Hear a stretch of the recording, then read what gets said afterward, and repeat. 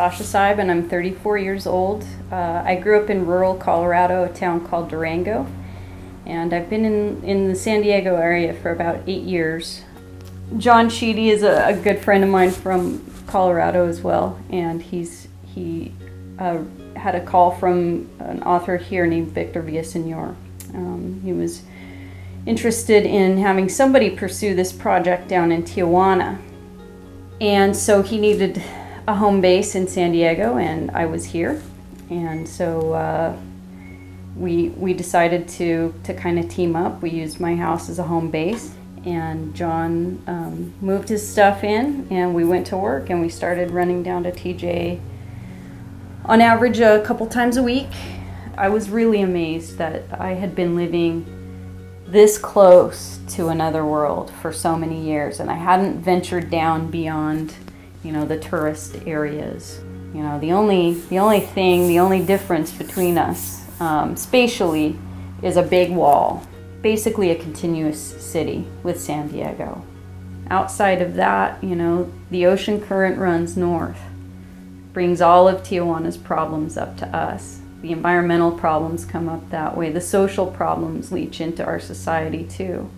And we live this kind of safe and insular existence up here, not recognizing how close we are to a disaster, a virtual disaster. So it was really eye-opening to me in that way too.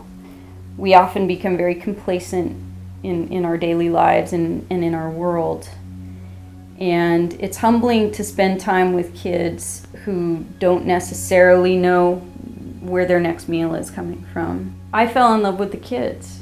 You know, the thing that took me into the dump week after week was we met these kids, probably our second visit down. They were basically a group of cousins and brothers and sisters who all lived in the same area, more or less. They were our attachment.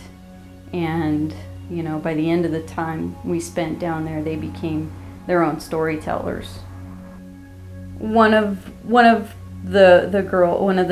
kids was a girl named Reina, and she's a beautiful little girl. She's 12 years old now. She's just blossoming into her womanhood, and she's unfortunately she's one of 2 siblings. And their mother died when they were very young. Reina, I think, was 2, and her brother was just an infant. A few moments that really stuck out in my mind were when we actually crossed the line and interviewed Reina about her father, because it was a really important story to us. Reina was a very smart, very talented young girl, and she was very guarded about the whole thing. And she was comfortable talking with us about it, and you know, we wanted to make sure that we didn't cross the line without her permission. But at times she sort of laughs off her answers and then kind of looks to the side, and it just really struck me as something that was so tragic, you know, to see a kid with that much going for her and such deep shame over her father. What I hope that people can recognize, people who see this film, are, you know, they're going to see a lot of different things. They're going to see drugs, and they're going to see gangs and drug addicts and robberies. I hope that people are able to get a feel for just the humanity. You know, these kids haven't developed any biases or prejudices against themselves or others yet. But for the most part, these kids are free spirits. They're just like we were.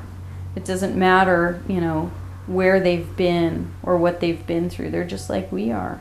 And so I hope that people will come away from this film with a sense of hope. A sense that fundamentally we're all the same, and given the right tools, each one of us has the potential to achieve great things.